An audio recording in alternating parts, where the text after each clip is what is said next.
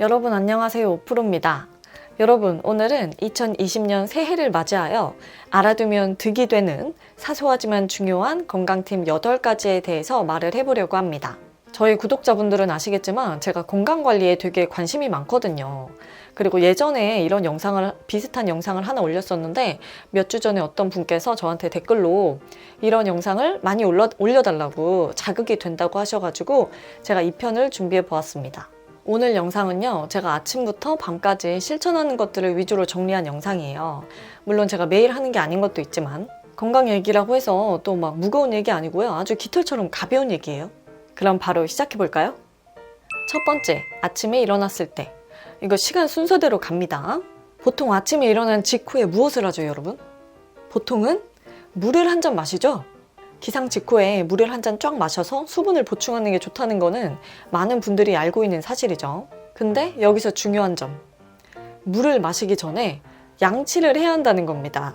여러분, 우리가 자는 동안에 우리의 입속에서 굉장히 많은 세균이 생긴다고 해요. 근데 아침에 일어나서 양치를 하지 않고 그냥 물을 마셔버리면 그 입안에 있는 세균을 그대로 위에 넘겨버리게 돼서 좋지 않다고 합니다.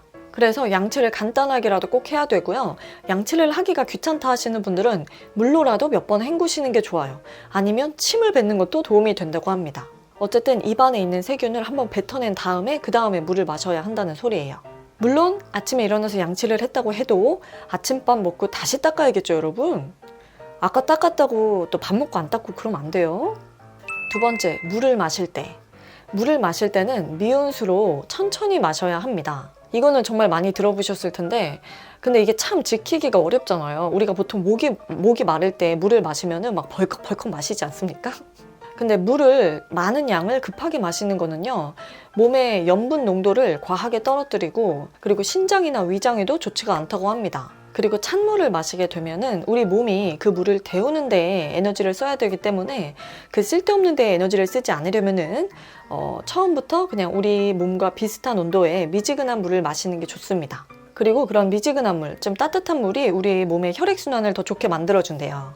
세 번째, 샤워할 때. 지금 시간 순으로 가고 있어요. 샤워를 할 때 특히 요즘같이 추운 날에는 이렇게 뜨끈한 물로 샤워기 이렇게 탁 틀어놓고 있으면 너무 좋잖아요. 나가기가 싫잖아요. 근데 여러분 또 너무 뜨거운 물로 샤워하는 건 좋지 않은 거 알고 계시죠? 근데 여기서 제가 말하고 싶은 거는 뭐냐면요, 이렇게 따뜻한 물로 샤워를 했어도요, 마무리는 살짝 시원한 물로 해야 한다는 거예요. 뭐 찬물로 해도 좋다고 하는데 저는 추위를 많이 타서 뭐 차가운 물은 상상도 못 하고요, 그냥 살짝 시원한 기운이 느껴지는 그 정도의 물로 마무리를 하고 나갑니다. 샤워할 때 이렇게 시원한 물로 마무리를 하는 게요, 피부 탄력에도 훨씬 좋고 그리고 면역력에도 더 좋고 체온 유지를 더 잘하게 만들어준대요. 그러니까 차가운 기운이 딱 오면은 오히려 우리 몸이 이 낮춰진 체온을 되돌리려고 혈액순환을 막 시킨다는 거예요. 그래서 저처럼 추위를 좀 많이 타시는 분들도 끝까지 뜨끈한 물로 샤워를 하기보다는 마무리를 조금 시원한 물로 하면 체온 유지를 더 잘 할 수 있다는 것이죠. 근데 춥긴 해요. 여기까지 뭐 어려운 게 없죠, 여러분? 자, 네 번째는 일을 할 때 적용할 수 있는 팁입니다. 우리가 보통 일을 할 때 굉장히 오래 앉아있는 경우가 많잖아요. 저도 컴퓨터를 오래 해서 되게 오래 앉아있는 편이거든요. 근데 이렇게 오래 앉아있는 게 건강에 진짜 좋지 않다고 합니다. 각종 질병의 위험을 높일 뿐만 아니라 뭐 척추에도 안 좋고 당연히 혈액순환에도 좋지 않고요. 그래서 보통 우리가 하는 생각은 이거죠. 안 되겠다. 나 건강을 위해서 오늘부터 매일 30분씩 운동을 해야겠어. 라고 생각하고 안 하잖아요. 근데 여러분, 이렇게 뭔가 거창하게 생각할 필요 없이요, 우리가 오래 앉아있는 것에 대한 위험에서 벗어날 수 있는 방법은요, 30분마다 한 번씩 일어나는 거라고 합니다. 그 자리에서 일어났다 앉거나 아니면은 그냥 몇 걸음 걸으면 당연히 더 좋고요. 이렇게 가끔 일어났다 앉는 것만으로도요, 굉장히 많은 도움이 된다고 해요. 그래서 저 같은 경우는 제가 편집 같은 거 할 때 진짜 하루 종일 앉아있거든요. 그래서 중간중간에 의도적으로 뭐 30분에서 1시간마다 한 번씩 일어났다 앉거나 아니면은 일어난 김에 가서 물을 마시고 오거나 하면서 의도적으로 혈액순환을 시키고 있습니다. 이게 정말 많이 도움이 된다고 하니까 오래 앉아서 일하시는 분들은 꼭 한번 실천해보세요. 아니 그냥 지금 한번 일어났다 앉읍시다. 다섯 번째, 이거는 일을 하거나 아니면 평상시에 다 활용할 수 있는 내용인데요. 우리가 보통 일을 하거나 아니면 뭐 이렇게 지금처럼 영상을 볼 때 그냥 멍 때리면서 이렇게 보잖아요. 이렇게 멍 때리면서 이렇게 하거나. 근데 여러분, 지금 이 순간 여러분의 혓바닥이 어디에 있나요? 뜬금없이 혓바닥이 지금 입천장에 붙어 있나요? 아래에 내려가 있나요? 여러분, 혓바닥의 올바른 위치가요, 입천장에 붙어 있는 거라고 합니다. 이렇게 혓바닥을 입천장에 붙이는 운동을 이제 뮤잉 운동이라고 해가지고 굉장히 유명한 운동이 있더라고요.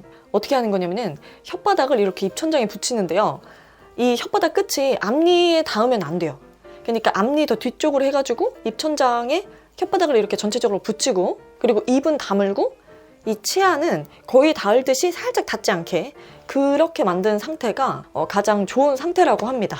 치열이나 아니면 얼굴형이나 그리고 코골이 뭐 이런 거에도 되게 많이 도움이 된다고 합니다. 그러니까 여러분들도 한번 해보세요. 아주 온갖 종류가 다 나온다 오늘. 6번째, 안 좋은 음식을 먹었을 때. 우리가 일을 다 끝내고 저녁이 되면은 또 스트레스 풀어야 되니까 맛있는 걸 먹어야 되지 않습니까? 그래서 뭐 삼겹살을 먹을 수도 있고 치킨을 먹을 수도 있고 등등등 몸에 좋지는 않지만 우리 입맛에는 좋은 그런 것들을 배부르게 먹고 더부룩한 속을 안고 집으로 들어오잖아요. 이때 제가 하는 방법이 있습니다. 바로 계피차를 마시는 거예요. 특히 저는 기름진 걸 많이 먹었을 때 한 잔씩 마시는데요. 계피차가 우리 몸에 나쁜 콜레스테롤을 낮추는 데 아주 많은 도움을 준다고 합니다. 실제로 저희 엄마가요, 좀 안 좋은 콜레스테롤 수치가 높게 나온 적이 있었는데 어디서 계피차가 좋다는 소리를 들으시고 2달 동안 계피차를 꾸준히 마시고 갔더니 의사도 놀랄 만큼 그 콜레스테롤 수치가 확 내려갔던 적이 있었거든요. 그런 적이 2번이 있었어요. 그래서 저희 엄마 아빠는 계피차를 꾸준히 드시고 계시고, 저도 가끔 뭐 기름진 거나 좀 더부룩하게 먹었다 싶은 날에는 한 잔씩 마시고 있습니다.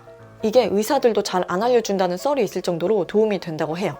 물론 계피가 체질상 맞지 않는 분들에게는 권하지 않고요. 그리고 임산부이신 분들도 주의를 해야 한다고 하고, 또 너무 많은 양을 먹는 거는 당연히 좋지 않겠죠. 만드는 방법은 되게 간단해요. 계피가루를 티스푼으로 뭐 반스푼에서 1스푼 정도 넣고, 그리고 꿀을 좀 넣어서 뜨거운 물을 넣고 섞어주면 됩니다. 굉장히 만들기 간단하죠? 그리고 맛도 꽤 괜찮아요. 뭔가 속이 깨끗해지는 기분이랄까? 그래서 기름진 거 먹으셨을 때 한번 활용해 보시면 좋겠습니다. 7번째, 스트레칭 할 때. 자, 우리가 이제 저녁에 집에 왔어요. 그러면 운동을 해야겠다는 생각을 하고 스트레칭을 할 때가 있잖아요. 가끔 있잖아요? 그럼 일단 우리가 일반적으로 많이 하는 스트레칭은 허벅지 뒤쪽 스트레칭이 있죠. 그래서 왜 앉아서 이렇게 다리 앞으로 쭉 뻗고 허리 이렇게 계속 숙여가면서 스트레칭을 막 하지 않습니까? 그 괴로운 그거예요. 맞아요. 근데요, 사실 이 다리 뒤쪽을 스트레칭하기 위해서 허리를 앞으로 숙이는 동작은요, 피해야 하는 동작입니다. 왜냐면 허리에 정말 좋지가 않고요, 디스크의 위험이 있고, 그리고 사실 이 햄스트링을 늘리는 데에도 크게 도움이 되지가 않아요. 이미 유연하신 분들은 허리를 이렇게 숙여서 스트레칭을 해도 다리 뒤쪽이 어느 정도 늘어나주기 때문에 크게 무리가 안 갈 수 있는데요. 뻣뻣하신 분들이 이런 식의 스트레칭을 하면요, 다리 뒤가 늘어나는 게 아니고 허리에 무리가 많이 가게 됩니다. 그래서 이렇게 다리 뒤쪽 스트레칭을 하실 때는 허리를 이렇게 둥그렇게 숙이는 게 아니라 허리를 최대한 편 상태에서 얘를 유지할 수 있는 만큼만 상체를 내리시는 게 좋고요. 그리고 발가락을 몸쪽으로 더 당겨서 다리 뒤쪽이 늘어나는 걸 더 느끼셔야 돼요. 한 다리씩 스트레칭을 하실 때 허리를 세우기가 더 수월할 수 있어요. 아니면 서 있는 자세에서 다리를 한 다리씩 앞으로 뻗어서 허리를 편 상태로 내려가면서 스트레칭을 하는 것도 좋은 방법이에요. 이제 스트레칭 한다고 무조건 앞으로 숙이지 않으실 거죠?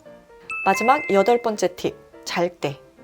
이제 자야죠, 여러분. 하루가 힘들다, 그죠? 우리가 팔을 이렇게 쭉 뻗고 잘 때요, 손등이 위를 보게 하는 게 아니라 손바닥이 하늘을 향하게 하고 자는 게 좋습니다. 왜 그러냐면요, 여러분, 이렇게 한번 해보세요. 여기에 이렇게 손을 딱 대고요, 이 팔을 편 상태에서 손바닥이 뒤로 향하게 해보세요. 그 상태에서 다시 손바닥이 앞을 향하게 해보세요. 팔을 지금 돌리고 있는 거예요. 안 보이니? 자, 그러면 어떤 현상이 일어나냐면, 여기 어깨 뼈가 손바닥을 뒤로 할 때는 얘가 이렇게 말렸다가 손바닥을 앞으로 할 때는 이렇게 펴지는 걸 느낄 수가 있습니다. 우리가 평소에 컴퓨터를 많이 해서 어깨가 이렇게 많이 굽어 있잖아요. 그래서 자는 동안만이라도 어깨를 살짝 이렇게 열고 자는 게 좋습니다. 그러려면 우리가 잘 때 손바닥이 이렇게 위를 보게, 하늘을 보게 하고 자는 것이 좋습니다. 그래야 어깨가 좀 더 펴진 상태로 자게 되는 거예요. 그리고 참고로 말씀드리면, 마찬가지 의미에서 팔짱을 끼거나 이렇게 뒷짐을 지는 것도 어깨에 좋지 않으니까 하지 않으시면 좋을 것 같아요. 자, 오늘은 이렇게 아침에 일어나면서부터 밤에 자기 전까지 제가 직접 실천하는 건강 팁들을 정리해 보았습니다. 사실 이게 말로 정리를 해서 거창한 거지 그렇게 어려운 게 없어요, 여러분. 여러분들이 기억만 해두시면 당장 오늘부터라도 실천할 수 있는 것들이니까 같이 한번 해보셨으면 좋겠습니다. 건강이 최고예요. 건강하지 않으면은 그 어떤 것도 의미가 없어요. 그럼 2020년에는 우리 모두 더더더 건강하기를 바라면서 영상 마치도록 하겠습니다. 재밌게 보셨거나 유익하셨다면 좋아요와 구독 꼭 눌러주세요. 그럼 자주 봐요. 안녕. 근데 여러분, 지금 이 순간 여러분들의 혓바닥이 어디에 있나요? 혓바닥이 지금